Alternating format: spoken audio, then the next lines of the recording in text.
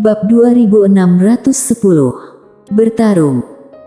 Saat Yumo bergegas, Tiefo di sampingnya tiba-tiba memiliki energi jahat di matanya, dan detik berikutnya, dia langsung menuju ke arah Yumo. Bang! Suara ledakan tiba-tiba bergema dari langit, dan kemudian, Yumo dan Tiefo mundur bersamaan.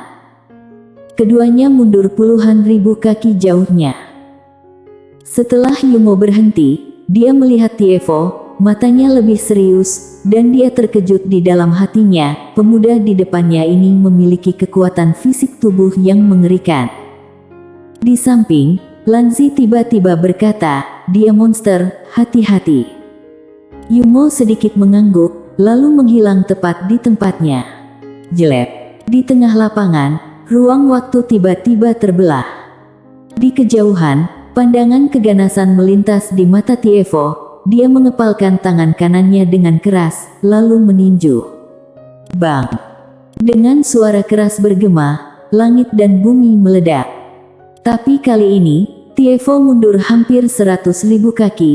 Saat dia berhenti, ruang waktu puluhan ribu kaki di belakangnya tiba-tiba runtuh. Di kejauhan, Yumo menatap Tiefo dengan ekspresi tenang, "Ayo lagi." Setelah selesai berbicara, dia langsung menuju Tiefo. Tiefo mengepalkan tangan kanannya dengan keras, lalu melayang ke langit, memukul Yumo secara langsung. Pertarungan keras. Di sisi lain, Juan melirik Lanzi dan Ketua Bencana, dan berkata, "Kak Tian, kamu pilih siapa?" Nando langsung menunjuk Ketua Bencana di kejauhan. Ekspresi Juan membeku. Semua orang dapat melihat bahwa Lanzi ini bahkan lebih menakutkan. Nando menoleh dan melirik Mileye yang masih duduk diam di kejauhan, lalu berkata, "Ketua Bencana itu terus melihat saudara Ye, jelas dia ingin membunuh saudara Ye, hati-hati." Juan mengangguk, dia memandang Lanzi di ujung langit, "Apakah kamu ingin bertarung denganku? Jika kamu tidak ingin bertarung denganku, kamu bisa bertarung dengan Kak Tian." Nanda. Lanzi menatap Juan, "Aku ingin melawanmu." Juan bingung, "Mengapa?"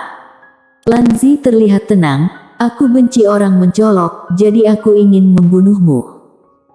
Saat dia berbicara, dia tiba-tiba menghilang di tempat. Di kejauhan, pupil mata Juan tiba-tiba menyusut, dan dia mengatupkan kedua telapak tangannya. Dalam sekejap, tubuh Dharma puluhan ribu bentuk sepanjang puluhan ribu kaki muncul di belakangnya. Menghadapi Lanzi yang menakutkan ini, dia tidak berani gegabah atau meremehkan. Juan tiba-tiba meraung, "Mati sana." Setelah suara itu turun, dia tiba-tiba memukul dengan tangan kanannya. Bang! Di belakangnya, tubuh Dharma puluhan ribu bentuk berukuran puluhan ribu kaki tiba-tiba ditepuk dengan telapak tangan. Bang! Saat telapak tangan raksasa lewat, ruang hampa langsung terbakar dan musnah. Lanzi menatap tamparan itu dengan ekspresi tenang, dan dia melambaikan lengan bajunya. Bang! Telapak tangan raksasa itu langsung hancur, dan pada saat yang sama, Juan mundur lebih dari 10.000 kaki jauhnya, dan tubuh Dharma puluhan ribu bentuk di belakangnya telah berubah menjadi kehampaan. Juan sedikit bingung. Oh sial. Dia dipukuli habis-habisan ketika baru melampaui usia. Juan memandang Lanzi di kejauhan, dan Lanzi tampak tenang, tubuh Dharma puluhan ribu bentuk. "Mengapa kamu masih memainkan hal-hal tingkat rendah seperti itu? Kamu menaruh kekuatanmu pada tubuh Dharma. Apa yang kamu pikirkan?" Juan menatap Lanzi dalam-dalam, lalu menoleh ke arah Nando. Kelopak mata Nando berkedut, "Jangan lihat aku. Aku ingin bertarung dengan Ketua Bencana." Setelah berbicara, dia langsung bergegas menuju Ketua Bencana itu. Ekspresi Juan membeku. Melihat Nando bergegas mendekat, Ketua Bencana tidak berekspresi, tapi matanya dingin dan menakutkan. Nyatanya, dia tidak jauh lebih lemah dari Lanzi dan Yumo sebelumnya. Dia jauh lebih lemah sekarang karena Quincy merusak tubuh bencananya. Memikirkan hal ini, dia merasa sedikit sakit hati. Tubuh bencana. Dia telah berkultivasi selama puluhan ribu tahun sebelum dia berhasil. Tapi dihancurkan begitu saja oleh wanita itu. Memikirkan wanita itu, membuat kulit kepalanya kesemutan sekarang. Tanpa pikir panjang, ketua bencana langsung bergegas menuju Nando, dan dalam sekejap, guntur bencana yang tak terhitung jumlahnya bermunculan di sekelilingnya. Menghadapi ketua bencana, Nando tidak berani gegabah sedikit pun. Dalam pertarungan ini, yang terburuk adalah Juan. Dia bertarung melawan Lanzi, dan dia dipukuli dengan pasif. Saat ini, dia hampir tidak memiliki kekuatan untuk melawan, jadi dia hanya bisa dipukul secara pasif. Dan Tiefo juga dipukuli oleh Yumo itu. Meskipun tubuh fisik Tiefo sangat menakutkan, tetapi gaya bertarungnya terlalu sederhana, menghadapi master level Yumo sangat tidak menguntungkan. Namun, Yumo tidak berdaya pada Tiefo untuk sementara waktu, karena tubuh fisik Tiefo benar-benar menakutkan. Apalagi dia masih memiliki perisai Dewa Taiko yang diberikan oleh klan Dewa Taiko. Nando bertarung dengan ketua bencana dan ditindas oleh ketua bencana. Bagaimanapun, dia baru saja memasuki melampaui usia, dan dia tidak bisa dibandingkan dengan master tingkat ketua bencana. Dan yang terburuk adalah Juan. Ini seperti dipukuli habis-habisan. Di kejauhan, di aula, pohon Dewa Taiko berkata dengan lembut, mereka belum menjadi lawan dari Lanzi bertiga. Gorlotai terdiam.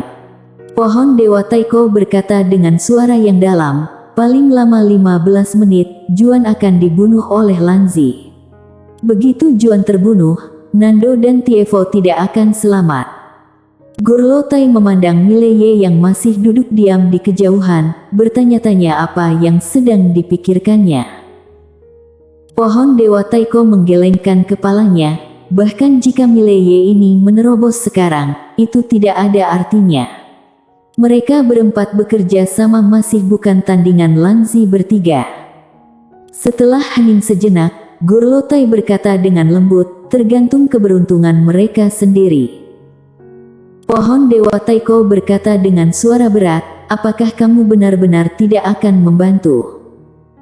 Gorlotai tersenyum kecut, bantuan apa yang kita miliki? Jika kita bergerak, itu berarti berperang dengan makam dewa. Bagaimana kita bisa melawan makam dewa sekarang? Pohon Dewa Taiko mendesah pelan. Klan Dewa Taiko saat ini benar-benar tidak memiliki modal untuk bersaing dengan makam dewa. Pada saat ini, Gorlotai melihat ke langit yang jauh dan berkata dengan lembut, mungkin sudah berakhir. Bang! Di langit berbintang yang jauh, langit berbintang tiba-tiba meledak, dan detik berikutnya, sesosok mundur dengan liar. Itu Juan. Juan mundur lebih dari 100.000 kaki. Setelah Juan berhenti, noda darah tumpah dari sudut mulutnya. Di kejauhan, Lanzi menatap Juan dengan ekspresi tenang, sepertinya kamu tidak baik-baik saja. Juan menyeka darah dari sudut mulutnya, dia memandang Lanzi di kejauhan, matanya terpejam perlahan, tangannya terbuka, detik berikutnya, sebuah batu dewa muncul di antara alisnya. Batu Dewa Taiko. Tiba-tiba, ruang waktu bergetar di sekitar Juan. Juan perlahan mengepalkan tangan kanannya. Detik berikutnya, dia tiba-tiba membubung ke langit. Dalam sekejap, langit berbintang mendidih. Dengan bantuan batu Dewa Taiko, tubuh Dharma puluhan ribu bentuk berukuran ratusan ribu kaki muncul di belakangnya. Begitu tubuh Dharma puluhan ribu bentuk ini muncul, paksaan yang mengerikan langsung menyapu seluruh langit berbintang. Segera setelah itu, langit berbintang dalam jarak jutaan mil langsung bergetar hebat, seperti gempa besar, sangat menakutkan. Dari kejauhan, Lanzi memandang Juan dengan ekspresi tenang, sumber tenaga berasal dari diri sendiri, bukan dari luar. Juan tiba-tiba menoleh untuk melihat ke arah Mileye yang sedang duduk diam di bawah, dan dengan gemetar berkata, "Saudara Ye, berapa lama yang kamu butuhkan? Beri aku jawaban yang pasti." Mileye terdiam. Ekspresi Juan membeku dan dia tidak mengatakan apa-apa lagi. Dia tiba-tiba melompat dan menyatu dengan tubuh Dharma puluhan ribu bentuk di belakangnya. Bang! Sejenak, tubuh Dharma puluhan ribu bentuk bergetar hebat, dan sesaat, aura mengerikan langsung mengunci Lanzi di kejauhan. Lanzi sedikit mengernyit, pada saat ini, dia akhirnya merasa sedikit berbahaya. Lanzi menatap Juan, "Kamu menguras energi." Di langit berbintang, Juan menarik napas dalam-dalam, dia benar-benar memaksakan diri, dia harus melakukannya. Jika tidak, dia sama sekali bukan tandingan Lanzi. Dia harus menunda waktu untuk Mileye. Juan menarik pikirannya, dia melihat ke arah Lanzi di kejauhan, ekspresi keganasan muncul di matanya, dan detik berikutnya, dia langsung menghilang di tempatnya. Bang! Ratusan ribu kaki panjang tubuh Dharma puluhan ribu bentuk itu pun menyapu langit berbintang dan menabrak Lanzi. Kekuatan yang dahsyat seolah-olah menghancurkan sebidang alam semesta ini, sungguh mengerikan. Di kejauhan, mata Lanzi sedikit menyipit, dan tangan kanannya tiba-tiba terentang, lalu diayunkan dengan ringan. Jelek. Ruang waktu terbelah tiba-tiba, dan sepotong cahaya hitam tiba-tiba melesat ke langit, bertemu tubuh Dharma puluhan ribu bentuk itu. Bang! Dalam sekejap, cahaya hitam langsung dimusnahkan, dan tubuh besar Dharma puluhan ribu bentuk bergetar hebat, lalu langsung meledak, kekuatan yang menakutkan tiba-tiba meledak dari medan. Bang! Lanzi langsung mundur ribuan meter, sedangkan Juan mundur ratusan ribu meter. Begitu dia berhenti, dia menyemprotkan beberapa suap darah dan seluruh tubuhnya sangat lemah. Di kejauhan, Lanzi menatap Juan, dengan sedikit keseriusan di matanya. Dia mengakui bahwa orang di depan dia memang sangat jenius. Dalam keadaan normal, tidak mungkin pihak lain menantangnya dengan meloncati alam. Tahukah kamu? Lanzi dulunya adalah orang jenius, dan adalah hal biasa baginya untuk menantang orang dengan meloncati alam. Ada orang lain yang ingin menantangnya dengan meloncati alam. Seberapa sulitkah itu? Tapi Juan di depannya bisa melawannya. Di kejauhan, Juan menyeka darah dari sudut mulutnya, lalu menyeringai, "Lakukan lagi." Setelah suara itu terdengar, dia tiba-tiba melompat. Di langit berbintang, dia mengatupkan kedua tangannya. Dalam sekejap, ratusan gambar virtual muncul di belakangnya. Di kejauhan, Lanzi tidak memiliki ekspresi di wajahnya. Dia tiba-tiba melambaikan lengan bajunya, dan dengan gelombang ini, seluruh langit berbintang tampak terangkat. Bang! Dalam sekejap, kekuatan dahsyat menyapu langit berbintang, dan Juan langsung terguncang ratusan ribu kaki jauhnya oleh kekuatan dahsyat ini, dan begitu dia berhenti, tubuh fisiknya langsung hancur dan musnah. Jiwanya juga menjadi sangat tidak nyata. Pukulan tadi hampir memusnahkan jiwa spiritualnya. Juan menoleh dan melirik ke kejauhan. Pada saat ini, baik Tiefo maupun Nando telah dihancurkan dan dipukuli. Juan menatap Mileye yang duduk diam di kejauhan lagi, dan dia berkata dengan lembut, "Saudara Ye, jika kamu tidak bangun, kita hanya bisa menjadi saudara di kehidupan selanjutnya." Di kejauhan, Lanzi tanpa ekspresi, bahkan jika dia bangun sekarang, lalu kenapa? Saat dia berbicara, dia perlahan mengepalkan tangan kanannya, dan kekuatan menakutkan tiba-tiba mengembun dari tangan kanannya. Juan menarik napas dalam-dalam, dan dia berkata dengan lembut, "Saudara Ye, katakan dengan jujur, apakah kamu sudah bangun?" Mileye tidak menanggapi.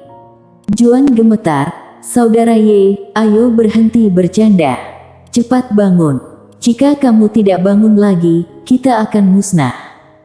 Mile Ye masih tidak menanggapi. Apalagi yang ingin dikatakan Juan.